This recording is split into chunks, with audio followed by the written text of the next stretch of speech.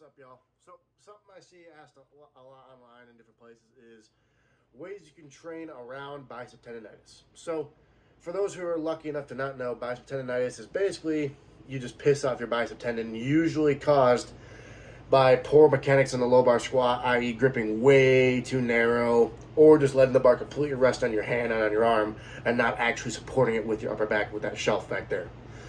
So the pain is caused usually by the low bar squat, but it usually shows up most while pressing.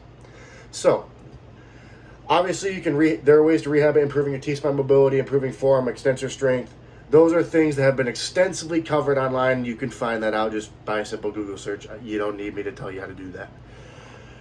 But here are three simple ways you can actually help train. You can continue to train while dealing with the issue. Number one, move your pressing days before your squat days. This sounds simple, but so many people seem to forget about it. So let's say you train 4 times a week. Day 1, your heavy squat day. Day 2, your heavy bench day. Okay, there's your issue there. Just by simply moving it to day 1, heavy bench day. Day 2, heavy squat day. Day 3, your secondary bench day. You will save yourself a lot of pain and allow yourself to still train your press despite dealing with the issue. Number 2 is simply widening your grip on your squat.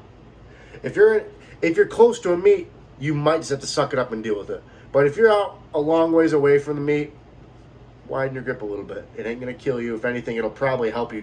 It'll probably teach you how to actually support the bar and use your upper back in the squat, instead of being crammed in so narrow that you're creating an artificial tightness and you're not actually using anything.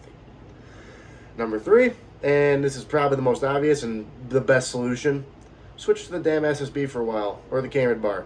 It is not going to kill you in the off season. In fact, I'll be being honest, most of us would probably gain more from front squatting or using the SSB for 3 months in the off season as opposed to actually continue doing more competition squat variations.